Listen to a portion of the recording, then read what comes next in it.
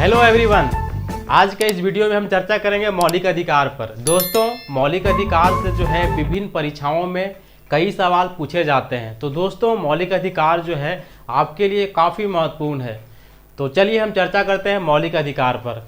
दोस्तों, यदि हम लोग बात करें मौलिक अधिकार की, तो मौलिक अधिकार जो है भारतीय संविधान में जो है भाग 3 आर्टिकल 12 से लगा करके 35 में इसका उल्लेख मिलता है।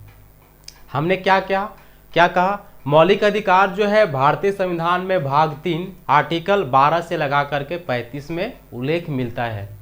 दोस्तों, मौलिक अधिकार के संदर्भ में हम विभिन्न फैसेट पर चर्चा करेंगे। जैसे कि पहला हम चर्चा करेंगे इसकी ऐतिहासिक पृष्ठभूमि क्या है, हिस्टोरिकल बैकग्राउंड क्या है। दूसरा हम चर्चा करेंगे अधिकार क्या होती है।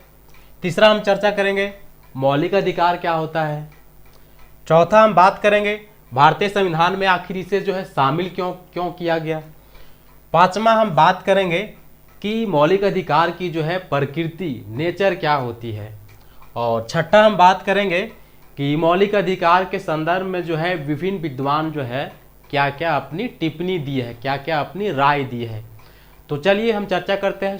शुरुआत वाली जो हमारा टॉपिक है, जो हमारा फैसेट है, ऐतिहासिक पृष्ठभूमि। दोस्तों, यदि हम लोग बात करें मौलिक अधिकार की ऐतिहासिक पृष्ठभूमि के संदर्भ में, तो सबसे पहले जो है मौलिक अधिकार की चर्चा जो है ब्रिटेन के संविधान में देखने को मिलता है। ब्रिटेन के संविधान में जो है 1215 में वहाँ के एक राजा थे जिसका नाम था जॉन प्रथम। इन्होंने जो है सबसे पहले सामंतों को एक अधिकार दिए थे और उसी अधिकार को जो है मैग्ना कार्टा के नाम से जाना गया है। तो जो ब्रिटेन में जो है 1215 में मैग्ना कार्टा के नाम से जो सामंतों का अधिकार दिया गया था और उसी को जो है मैग्ना कार्टा के नाम से जाना गया है। तो विश्व के किस देश के संविधान में मौलिक अधिकार की सर्वप्रथम चर्चा की गई? तो ब्रिटेन के संविधान में मैग्ना कार्टा के नाम से। दूसरी यदि हम लोग बात करें अमेरिका के संविधान के संदर्भ में, तो अमेरिका के संविधान में जो है मौलिक अधिकार की चर्चा जो है 1791 में देखने को मिलता है, 1791 में देखने को मिलता है।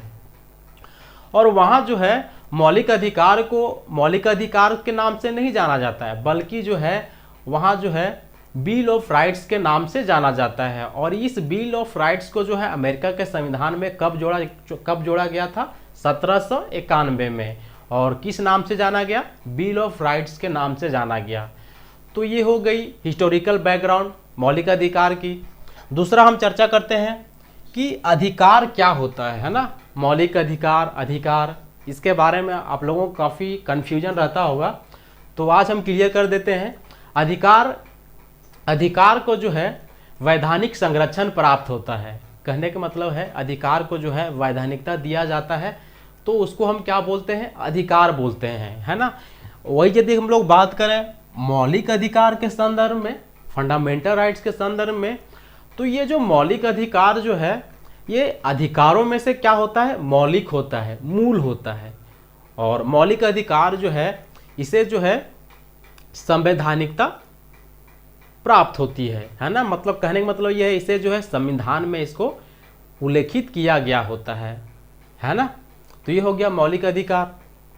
और ये जो मौलिक अधिकार जिसकी हम लोग चर्चा कर रहे हैं, यह जो मौलिक अधिकार जो है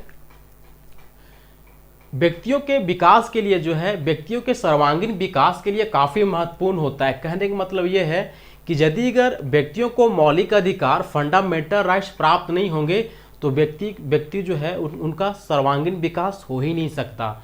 तो इसलिए जो है मौलिक अधिकार जो है व्यक्तियों के लिए काफ़ी महत्वपूर्ण अधिकार होता है ना। इसके बिना जो है कोई भी व्यक्ति जो है इसके बिना जो है अपना सर्वांगीण विकास कर ही नहीं सकता। ये हो गया मौलिक अधिकार के बारे में। तीसरा हम लोग बात करें कि मौलिक अधिकार को जो है हमारे भारतीय संविधान में, है ना, हमारे इंडियन कॉन्स्टिट्यूशन में आखिर क्यों शामिल किया गया, क्या कारण है ना, क्यों शामिल किया गया इसको। तो यदि हम लोग बात करें कि भारतीय संविधान में इसे शामिल क्यों किया गया, तो इसके संदर्भ में हम दो कारण को निकाल सकते हैं। जैसे कि यदि हम लोग बात करें मौलिक अधिकार को शामिल करने के संदर्भ में, तो भारतीय संविधान में इसे शामिल करने का पहला प्रमुख कारण ये है कि जो हमारी सरकार है, हमारी जो गवर्नमेंट है, वो जो है निरंकुश ना बन जाए, है ना, मतलब उसकी शक्तियों पर जो है, उसकी पावर पर कैसे नकेल कसा जाए, तो इसलिए जो है मौलिक अधिकार को जो भारतीय संविधान में शामिल किया गया है। तो ये होगी पहली। दूसरा, यदि हम लोग बात करें कि इसे शामिल क्यों किया गया, तो दूसरा सबसे महत्वपूर्ण कारण हम कह सकते हैं कि मौलिक अधिकार जो है, इसके बिना जो है व्यक्तियों का सर्वांगीण विकास हो ही नहीं सकता। तो इसलिए जो है व्यक्तियों के सर्वांगीण विकास हेतु जो है मौलिक अधिकार को, फंडामेंटल राइट्स को भारतीय संविधान में लाया गया है ना। और पांचवा, यदि हम लोग बात करें इसकी नेचर के बारे में, इसकी प्रकृति के बारे में, तो हम कह सकते हैं कि भारतीय संविधान को जो है अमेरिका के संविधान से ग्रहित किया गया है। तो ये सवाल कई बार विभिन्न परीक्षाओं में बना है कि भारतीय संविधान में जो भाग 3, मतलब कि जो मौलिक अधिकार का वर्णन जो मिलता है, यह किस देश के संविधान से लिया गया है। तो आपका जवाब क्या होगा दोस्तों? अमेरिका के संविधान से मौलिक अधिकार को लिया गया है। तो इस प्रकार से काफ़ी महत्वपूर्ण है। और दूसरा, हम इसकी प्रकृति के संदर्भ में हम कह सकते हैं कि यह जो मौलिक अधिकार जो है व्यक्तियों के विरुद्ध प्राप्त होती है, राज्य के विरुद्ध प्राप्त होती है, और साथ ही साथ जो है मौलिक अधिकार जो है व्यक्तियों को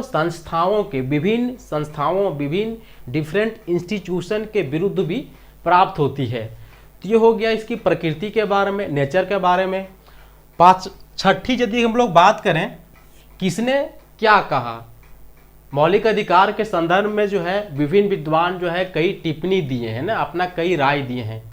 तो सबसे पहले यदि हम लोग बात करें ग्रैनविल ऑस्टिन के बारे में, ये जो है काफ़ी महत्वपूर्ण विद्वान है ग्रैनविल ऑस्टिन। इन्होंने जो है भारतीय संविधान में जो है मौलिक अधिकार जो वर्णन देखने को मिलता है, इन्होंने जो है मौलिक अधिकार को जो है भारतीय लोकतंत्र का आधार स्तंभ की संज्ञा दी है। तो दोस्तों ये बहुत महत्वपूर्ण हो जाता है कि ग्रैनविल ऑस्टिन जो है मौलिक अधिकार के संदर्भ में अपना क्या टिप्पणी दिया, अपना क्या राय दिया, क्या कमेंट किया। तो इन्होंने क्या कहा कि मौलिक अधिकार जो है भारतीय संविधान की, भारतीय लोकतंत्र की क्या है, आधार स्तंभ है ना। तो ये कौन कहा? Granville Austin. वहीं यदि हम लोग बात करें सुप्रीम कोर्ट की, तो सुप्रीम कोर्ट जो है इन्होंने जो है भाग 3 और भाग 4 को, है ना, भाग 3 और भाग 4, दोस्तों आप जानते होंगे कि भाग 4 जो है इसमें जो है अनुच्छेद 36 से लगा करके 51 में जो है भाग 4 का उल्लेख मिलता है। और इसमें भाग 4 में जो है राज्य के नीति निर्देशक तत्वों का उल्लेख किया गया है। तो सुप्रीम कोर्ट जो है भाग 3 और 4 को भारतीय संविधान की अंतरात्मा की संज्ञा दिए है। तो दोस्तों मौलिक अधिकार के संदर्भ में जो हमारा संक्षिप्त जो व्याख्या था ये समाप्त होता है। उम्मीद करते हैं हमारा यह वीडियो आपको काफी अच्छा लगा होगा। दोस्तों यदि आप हमारे चैनल में नए हैं तो चैनल को सब्सक्राइब करें, लाइक करें और कमेंट करें। दोस्तों आपका एक लाइक और कमेंट जो है हमें मोटिवेशन प्रदान करता है दोस्तों, ताकि मैं आने वाली वीडियो को काफी एनर्जेटिक तरीके से आपके लिए वीडियो बना सकूं। उम्मीद करते हैं दोस्तों हमारा यह वीडियो काफी अच्छा लगा होगा। मिलते हैं अगले वीडियो में, तब तक के लिए धन्यवाद। आपका दिन मंगलमय हो।